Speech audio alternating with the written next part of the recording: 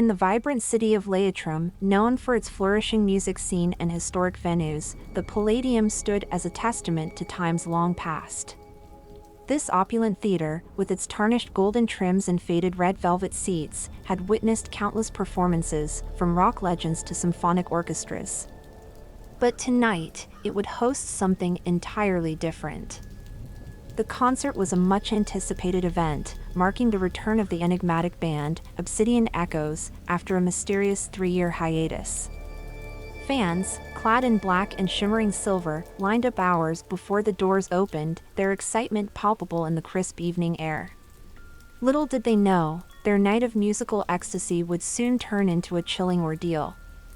As the crowd filled the ancient theater, a peculiar tension hung over the Palladium. Whispers of the band's abrupt disappearance and the untimely death of their former drummer circulated among the fans. Some said it was a tragic accident, others whispered of darker, more sinister reasons.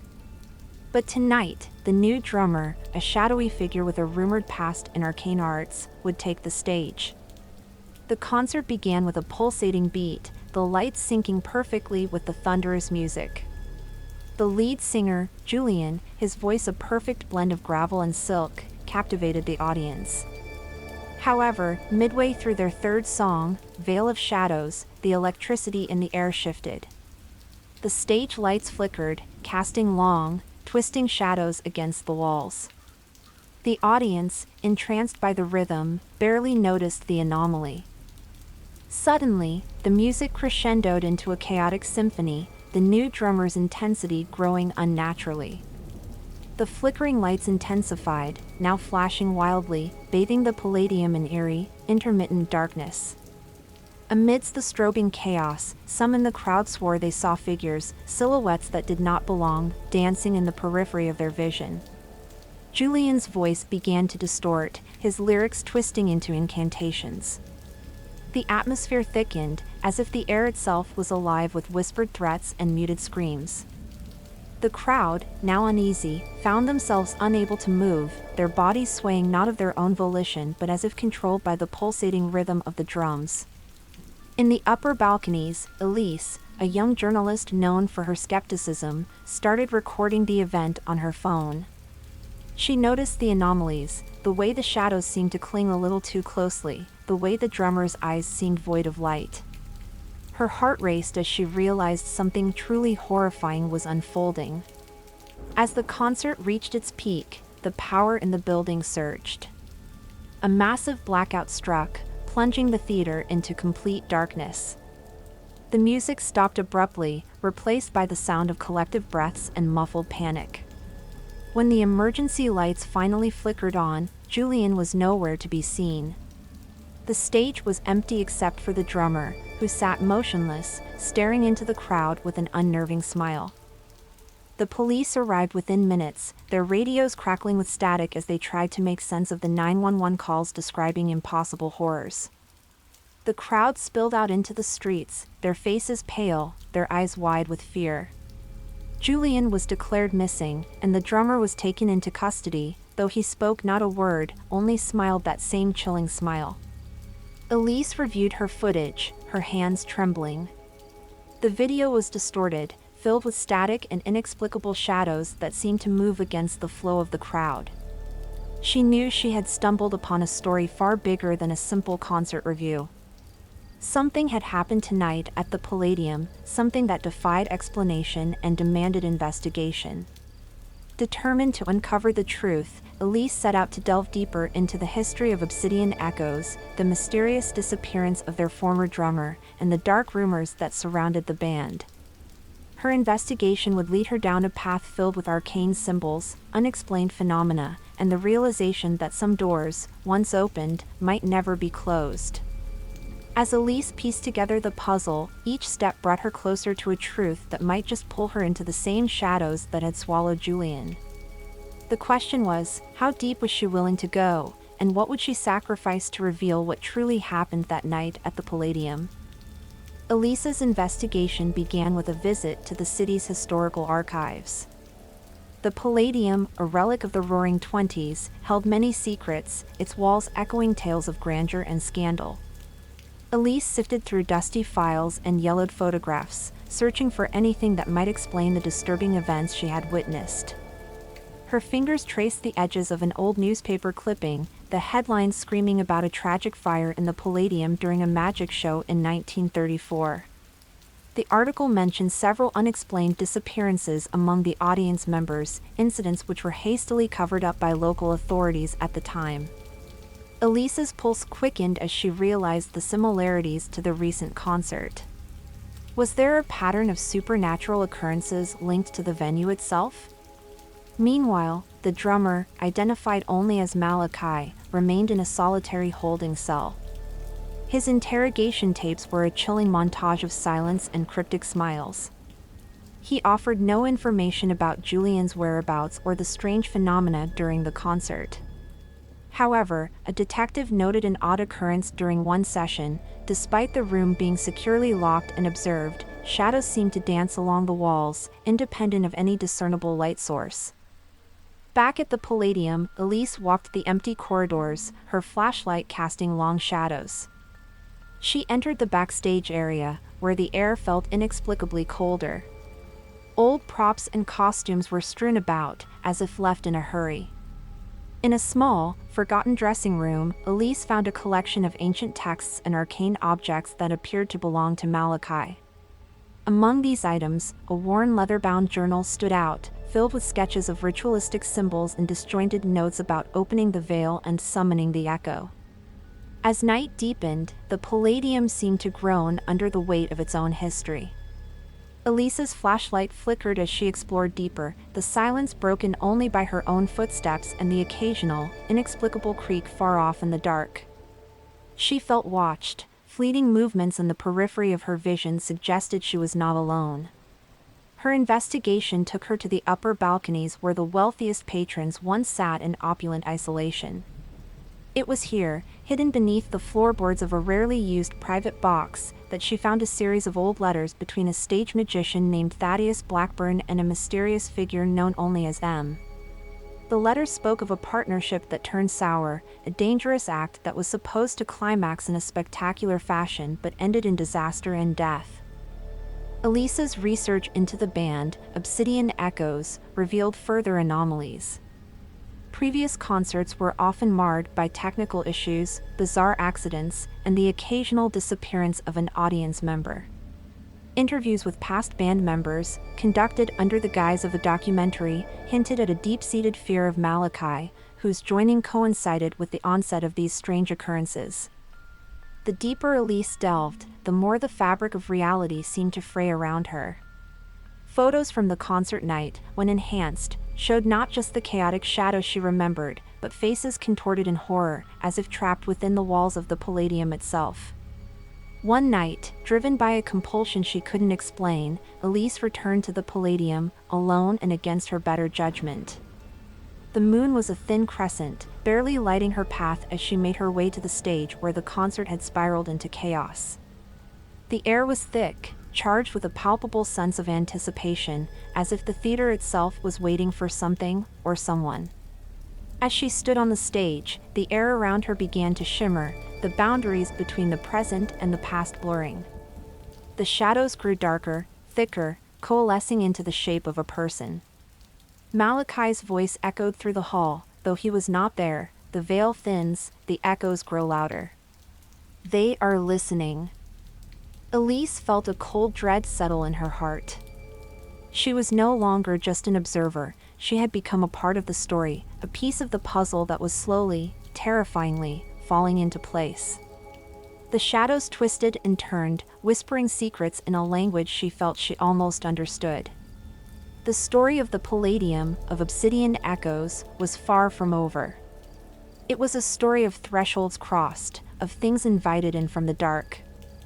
And Elise was now inextricably linked to its next chapter. As Elise became enveloped by the darkness of the Palladium, her senses sharpened to the whispers that seemed to seep from the very walls. The theater, a nexus of unseen energies, began to reveal its true nature, a stage set not for plays or concerts but for encounters with the arcane. With every step she took, the air around her thickened, charged with a raw, electric energy that made her skin prickle. Back at her apartment, the walls seemed to close in as she pored over the materials she'd collected. The letters, the journal entries, and the erratic footage, all pieces of a puzzle that whispered of ancient rites and forgotten realms. As she tried to make sense of the scattered notes, Elise felt as though the room grew colder, the shadows darker. It was as if her investigation had drawn the attention of whatever forces lurked within the Palladium. Her sleep became haunted by dreams of swirling mists and indistinct figures, beckoning her from beyond a veiled threshold. Each morning, she awoke feeling less rested, her mind filled with fragments of arcane knowledge she couldn't remember acquiring.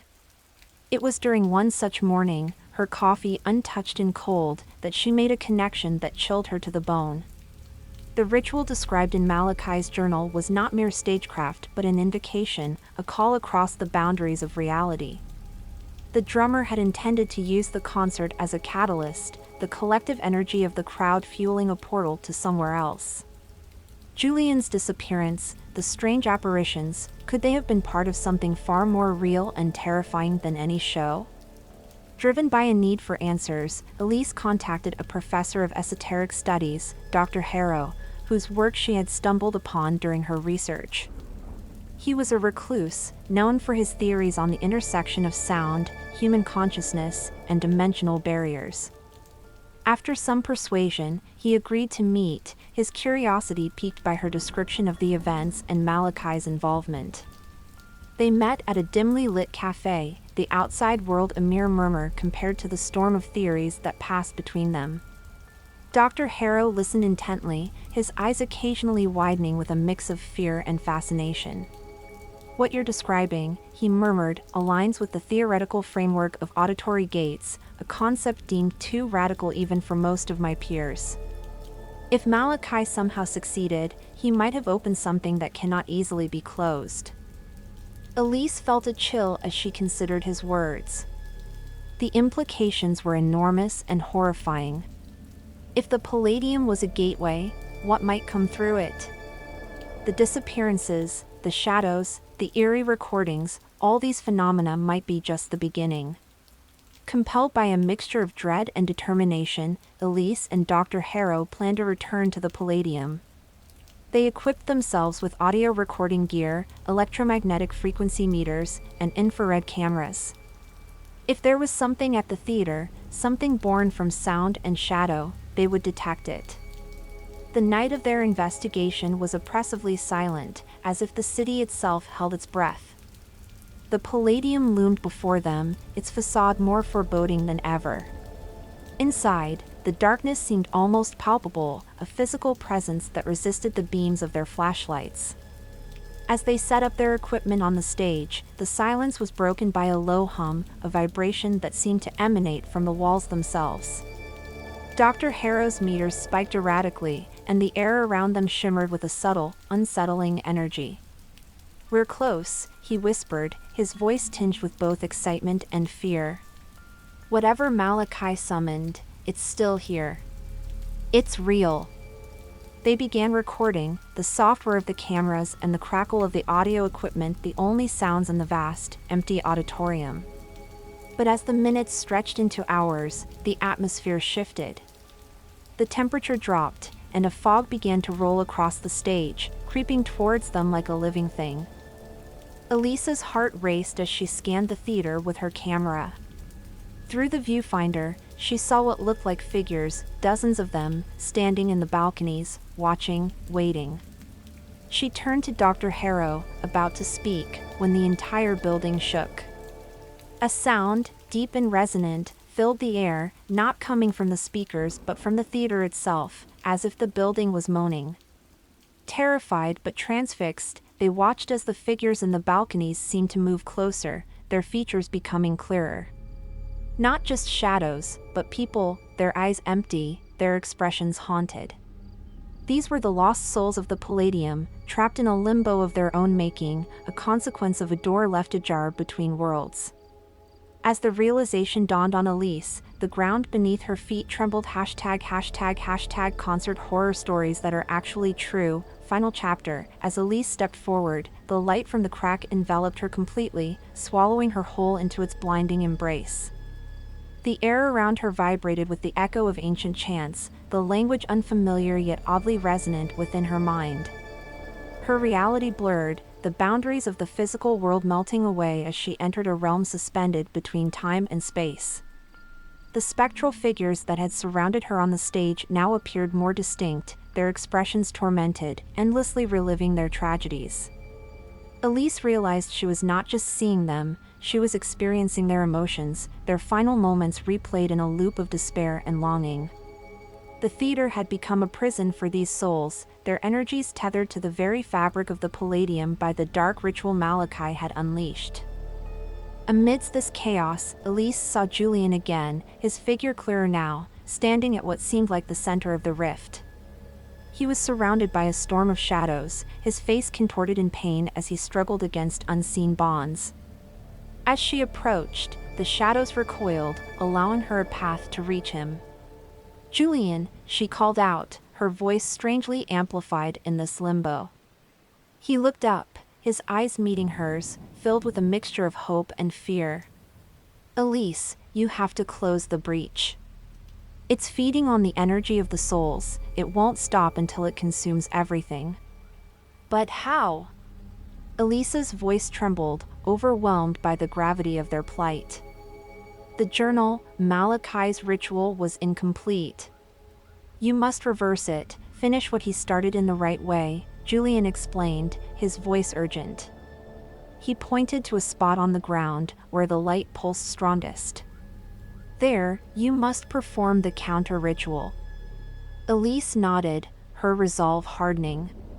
She retrieved the journal from her bag, its pages now fluttering open as if guided by an unseen hand. The text shimmered before her eyes, the arcane symbols rearranging themselves into a coherent formula. She understood what needed to be done, the words resonating deep within her soul as if she was always meant to read them. With Julian's guidance, she began the chant, her voice steady despite the swirling chaos around them. The shadows writhed and screamed, a cacophony of terror as the rift felt the pull of closure. Each word Elise spoke seemed to draw energy from the surroundings, the light intensifying, the wind howling as if in protest. As she reached the climax of the ritual, a profound silence fell over the realm. The light exploded in a blinding flash, then suddenly dimmed, receding back into the crack on the stage floor. The shadows dissipated, their presence ebbing away as the souls found release from their eternal torment. The air cleared, the oppressive energy lifting, replaced by a gentle calm. Elise felt a hand on her shoulder and turned to see Julian, now free from the shadows. "You did it," he said, his voice filled with relief. But his form began to fade, a sign that his time in this plane was ending. "Thank you, Elise. For everything." "Will I see you again?" she asked, a sense of loss enveloping her heart. "Perhaps, in another life," he smiled, his figure dissolving into the light that now gently illuminated the Palladium. As the realm stabilized, Elise found herself back on the physical stage, the theater quiet, the emergency lights casting a soft glow around her. Dr. Harrow emerged from the shadows, awe and relief etched on his face. "You did it, Elise. It's over." But as they left the theater, stepping out into the chill of the early morning, Elise knew in her heart that some doors, once opened, never truly closed. The Palladium would always be a place touched by the otherworldly, its history forever marked by the night when the veil was torn. And for Elise, life would never be the same. She had looked into the abyss, touched the fabric of the unknown, and emerged changed. The shadows might have receded, but they lingered at the edge of her vision, a constant reminder of the thin line between reality and the realms beyond. As she walked away from the Palladium, the first light of dawn casting long shadows on the pavement, Elise felt a chill wind brush against her cheek, a whisper from the unseen, a hint that her journey into the dark heart of the unknown was far from over. The end was just another beginning.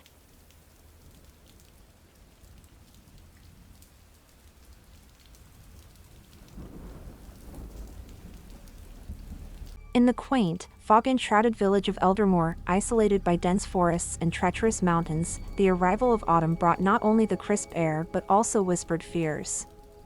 Eldermore was ancient, a place where stories clung like ivy to the stones of each cottage and wept from the gnarled branches of towering, leafless trees. Here, the darkness felt sentient, and the nights were restless. The story begins with Clara, a young librarian who recently moved to Eldermore, drawn by a mysterious inheritance from an aunt she never knew. The inheritance was an old, sprawling manor at the edge of the village, shrouded in ivy and secrecy. The villagers spoke little of it, and when they did, their words were hushed, their glances filled with dread. Clara, fascinated by folklore, discovered her aunt's extensive collection of ancient books and manuscripts about Eldermore's history. Among these was a peculiar, leather-bound volume, unnamed, with pages as black as pitch. The text appeared only under the moonlight, written in a shimmering, silver ink. It spoke of a forgotten time when Eldermore was cursed by a shadow that fell over it, consuming the light and the minds of its inhabitants. The shadow was said to be born from the darkest human emotions and fed on fear and despair. As autumn deepened, and the nights grew longer, Clara noticed the villagers becoming increasingly agitated. Animals were found mutilated in the woods, strange symbols appeared carved into the trees, and whispers of the shadow began to circulate with renewed fervor. Compelled to understand more, Clara visited the local historian, an old man named Edgar, who lived alone surrounded by ancient tomes and artifacts. Edgar revealed that every century, the shadow sought to cross into their world, and its gateway was always the same, the manor that Clara had inherited. He spoke of a ritual, performed by the village's founding families, that kept the shadow at bay, a ritual forgotten as generations passed and skepticism replaced superstition. The historian handed Clara an old, tattered map leading to a hidden chamber beneath the manor, where the ritual was to be performed. But, he warned, the shadow was cunning and would try to stop her, using her deepest fears against her. That night, as a storm lashed against Eldermore, Clara, driven by a desperate need to protect her new home, descended into the bowels of the manor. The chamber was a hollow echo of ancient rites, its walls carved with runes that pulsed faintly in the flickering light of Clara's lantern. In the center lay a stone altar, stained with the passage of time, and around it, a circle of black stones that seemed to absorb the light around them. Clara, heart pounding with a mix of fear and resolve, began the ritual as outlined in her aunt's book. However, as the ritual progressed, the air grew oppressively thick, shadows twisting and writhing against the stone walls as if trying to break free. Then, the unthinkable happened. Clara's lantern flickered and died, plunging her into suffocating darkness. Whispers filled the chamber, each one voicing Clara's deepest insecurities and darkest memories. Outside, the village of Eldermore trembled under the weight of an unnatural darkness, and from the depths of the forest, Red Eyes watched, waiting. The ground beneath the village began to tremble as if the very earth anticipated the shadow's rise. As the earth beneath Eldermore shook with the growing power of the unseen, Clara fought against the enveloping dread. Her breaths came short and sharp, each exhale visible in the chilling air of the underground chamber. The whispers grew louder, morphing into distinct voices, voices of the villagers, past and present, all distorted by terror and malice. Clara scrambled in the dark, her hands searching for the lantern.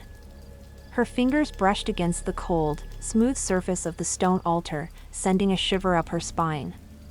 As she fumbled with the lantern, the whispers converged into a single, chilling command: cease. Ignoring the voices, Clara managed to relight the lantern. Its frail light flickered, casting long, sinister shadows that danced across the walls. She turned her attention back to the ritual. The book had specified an offering, something personal, something that had witnessed her deepest fears. With trembling hands, she pulled out a small, worn photograph of her and her parents, taken before their untimely deaths, a memory that haunted her, laden with unresolved grief. As she placed the photograph on the altar, the ground trembled more violently, a deep growl echoing up through the fissures forming in the earthen floor. The black stones around the altar began to glow faintly with a phosphorescent light, casting ghastly hues over the photograph, which seemed to absorb the eerie glow. Outside, the villagers huddled in their homes, sensing the escalation of the unseen threat. Lights flickered as if the very energy of Eldermore was being siphoned into the manor's ancient foundation. In their homes, families drew closer, whispering prayers and casting salt circles, feeble protections against the encroaching darkness. Meanwhile, Edgar, having given Clara the map, felt a surge of responsibility and fear for the young woman alone in the manor. He left his home, clutching a lantern and a satchel filled with old talismans and protective amulets, and made his way towards the manor. The wind howled through the trees, bending the branches as if trying to block his path with their gnarled fingers. Back in the chamber, Clara recited the incantations, her voice steady despite the chaos erupting around her. Each word resonated in the confined space, amplified by the ancient acoustics of the room. The black stones pulsed faster, their glow intensifying with each line of the ritual. Suddenly, a sharp, piercing scream cut through the night, halting Clara's recitation. It came from above, somewhere within the manor. Her heart raced, fear urging her to flee, but the weight of her duty anchored her. She knew she couldn't abandon the ritual, not when it was perhaps the only barrier between the shadow and the world.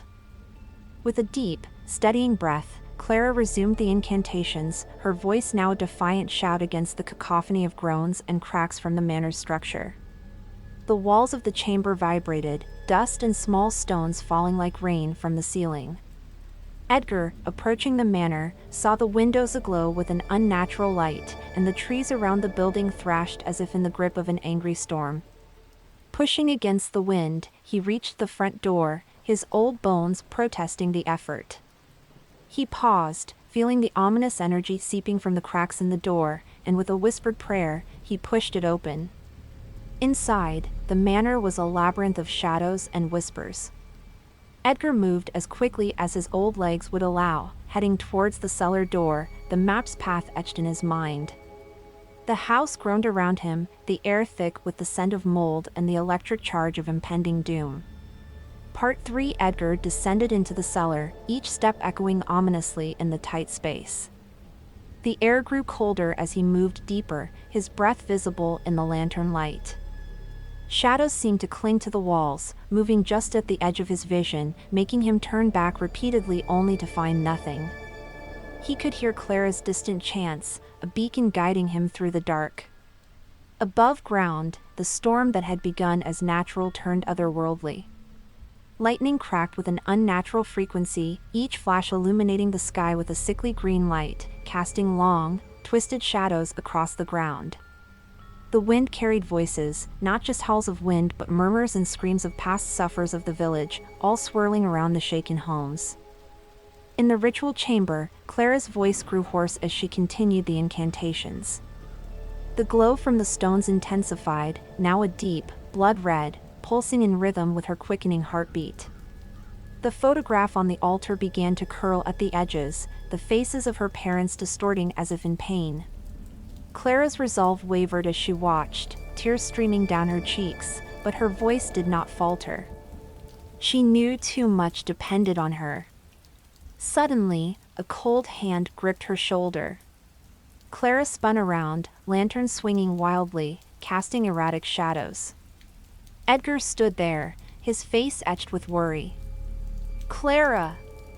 You must finish the ritual," he shouted over the roar that filled the chamber. Clara nodded, turning back to the altar, her resolve hardened by Edgar's presence. Together, they recited the final stanzas of the ritual. The ground shook more violently, a sign that the shadow was close to breaking through, its fury at being thwarted palpable in the trembling earth. Outside, the villagers felt the climax of the struggle. The air felt charged, electric, as if the atmosphere itself bristled with anticipation. In their homes, families clung to each other, eyes closed against the horrors their imaginations conjured. In the chamber, as Clara and Edgar spoke the last word of the ritual, a deafening silence fell. The shaking stopped abruptly, the red light from the stones extinguished as if snuffed out by an unseen force. Darkness enveloped them, complete and absolute. Clara's lantern flickered one final time before going out, leaving them in an oppressive blackness. Their eyes slowly adjusted, and they realized the chamber was no longer just a room carved from stone but appeared to be a part of a larger, unknown space. The walls seemed to have receded into an impenetrable darkness that their senses told them was vast and empty, yet felt full of watchful, malevolent presences. Edgar reached into his satchel, pulling out a small, ancient oil lamp. He lit it with a trembling hand, the old wick catching slowly. The light it cast was meager but enough to reveal that the black stones of the ritual circle were now cracked, their surfaces a spiderweb of fissures. "We must leave, now," Edgar whispered, his voice quivering with urgency. "It's not safe here anymore." They turned to leave, but as they did, a chilling breeze swept through the chamber. The air carried a whisper, not just a sound but a palpable feeling of malice and promise of return. Soon, it hissed, a sound that seemed to come from everywhere and nowhere.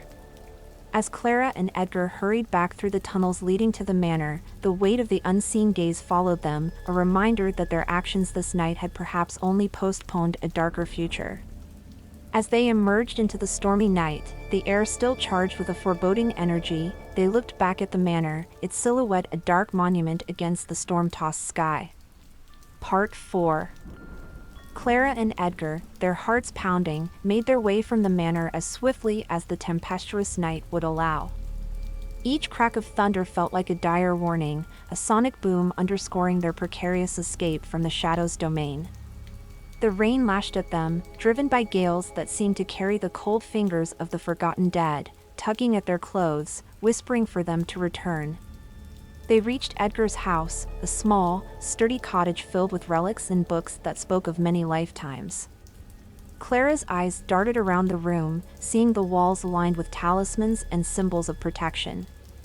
It felt like a sanctuary, albeit a temporary one, from the horrors they had left behind at the manor. Edgar stoked the fire, casting a warm, reassuring light in the room but doing little to thaw the chill that had settled deep in their bones. "We've only bought some time," he said gravely, his eyes reflecting the flicker of the flames. The ritual was supposed to banish it, not anger it. Clara sat wrapped in a blanket, sipping on hot tea that barely touched the cold dread inside her. "What happens now?" she asked, her voice a mix of fear and fatigue.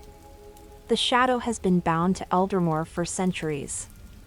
It's part of the land, part of the very fabric of this place. But every binding has its limits, and every seal can be broken," Edgar explained, his voice lowering to a near whisper.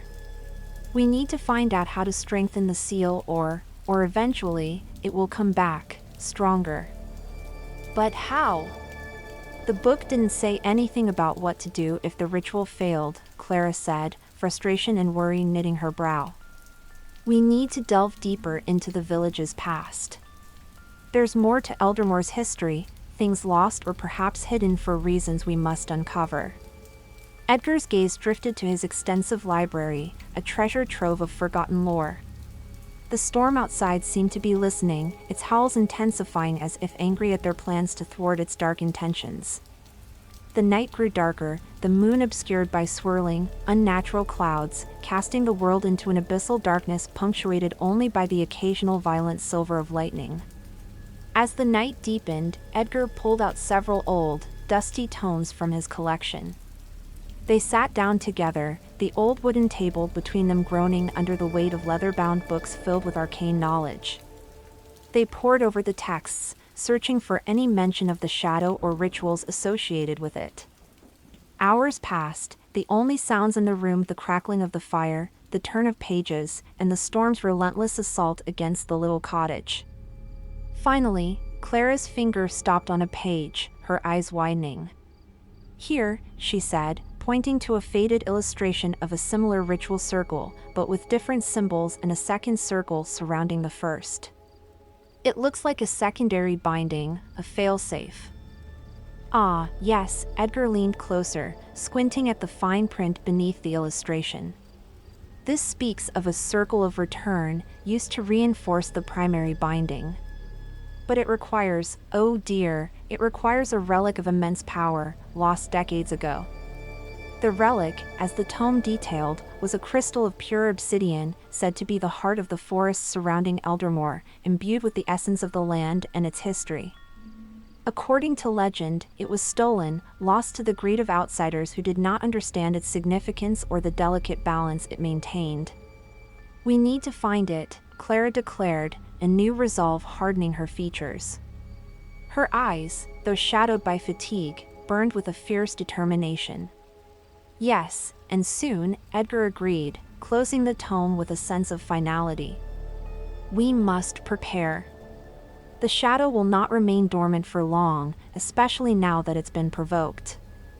Outside, as if to punctuate Edgar's words, a louder, more desperate wind battered the village, shaking the windows and howling with renewed fury. The storm, like the shadow, seemed to promise that it was far from over. Part 5. In the early hours before dawn, with the storm still raging outside, Clara and Edgar equipped themselves for what would undoubtedly be a perilous journey. Edgar, with his extensive knowledge of the land and its lore, gathered old maps and scribbled notes on potential locations where the obsidian crystal could be hidden. Clara, her resolve steeled by the urgent need to protect Eldermore, prepared practical supplies, food, water, torches, and other essentials. The storm, as if aware of their intentions, seemed to roar in defiance, the winds shaking the very foundation of Edgar's cottage. They could hear the creaks and groans of the old wood, protesting against the force that besieged it. It was an ominous soundtrack to their preparations, a reminder of the shadow's pervasive reach. As the first light of dawn broke, the storm inexplicably abated, leaving behind a heavy, suffocating silence. The air was thick with the scent of wet earth and something faintly acrid, like the after-smell of lightning strikes. The sky was awash of gray, the clouds heavy and low, threatening more rain or worse. With Edgar leading, they set out towards the dense forest that bordered Eldermore.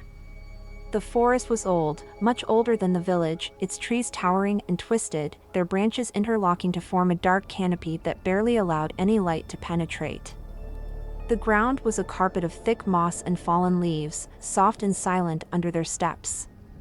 The atmosphere in the forest was oppressive, the air cool and damp, filled with the whisperings of leaves and the distant, mournful calls of crows. Every so often, a branch would snap in the distance, or the rustle of underbrush would suggest they were not alone in their quest. Edgar, his expression grim, urged caution with every step, his eyes constantly scanning the shadows. As they ventured deeper, the map led them to an ancient part of the forest known as the Heartwood, a place where the trees were said to be the oldest and the secrets the darkest.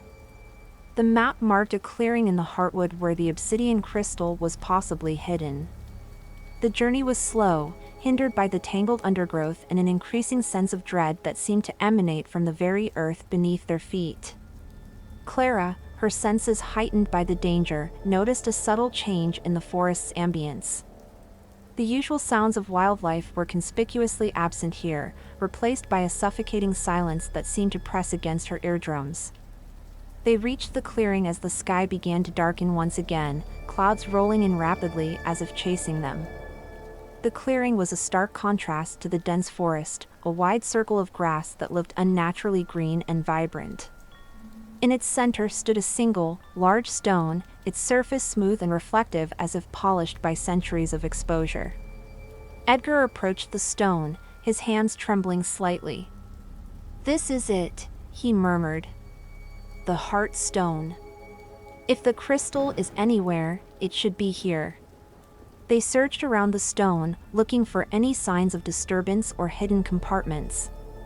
As Edgar circled the stone, his foot caught on something partially buried in the ground, a small, metallic object. He bent down, brushing away the dirt and leaves, revealing a small iron box, rusted and worn by time. With effort, Edgar pried open the box. Inside, wrapped in a tattered black cloth, was the obsidian crystal. It was larger than they had expected, its surface gleaming with a dark, almost liquid sheen. Clara felt a chill run down her spine as she touched it, the stone cold and somehow pulsating with an energy that felt both ancient and malevolent. As they stood in the clearing, with the crystal finally in their possession, the forest seemed to react. The wind picked up, a low howl that swirled around them, stirring the leaves and whispering in tongues that sounded almost human. The trees bent and twisted, groaning under an unseen force, and from the darkening sky, a single bolt of lightning struck, not far from where they stood. The message was clear: the shadow knew they had found the crystal, and it was angry.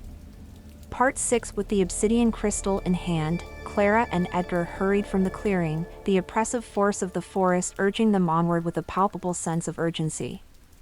The sky above was a turmoil of black clouds, swirling ominously as if stirred by an unseen hand. The air was electric, charged with a tension that made their skin tingle and hair stand on end. As they navigated back through the forest, the wind howled louder, branches snapping like the cracks of a whip, forcing them to duck and weave through the natural gauntlet. Every shadow seemed to move, every sound a potential threat. Edgar gripped the crystal tightly, wrapped in the black cloth, its energy pulsing like a dark heart against his palm. The forest seemed unwilling to release them, the paths they followed twisting unexpectedly, looping back on themselves as if the land itself was reshaped by the shadow's will. Time lost meaning under the dense canopy, the light dim and treacherous. They pushed on, driven by a desperation to seal away the shadow before it could gather strength. Finally, they emerged from the forest's grip, the edge of Eldermoor in sight. The village appeared quiet, too quiet, as if holding its breath. Dark figures moved at the periphery of their vision, villagers peering from behind curtains, faces pale and eyes wide with fear. They had felt the change, the stirrings of the shadow, the disturbance Clara and Edgar had unwittingly amplified. Reaching Edgar's cottage, they set the crystal on the old wooden table, its surface etched with the scars of many years. Edgar hurriedly pulled out the ancient tome to consult the ritual instructions once more. "We must place the crystal in the very heart of Eldermoor, in the church's foundation. It was built over the original binding site," he explained, his voice tense. The church was old as the village itself, its steeple a broken finger pointing accusingly at the sky. As they approached with the crystal, the air grew colder, the earlier storm now a persistent drizzle that soaked through their clothes, chilling them to the bone. Inside the church, the air was musty, heavy with the scent of old wood and mildew.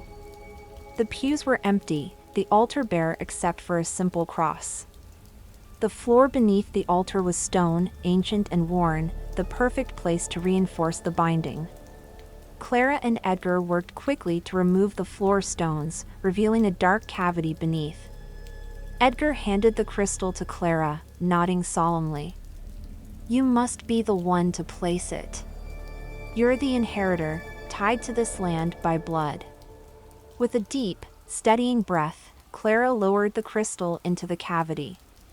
As it touched the earth, a shockwave of energy burst forth, knocking them back.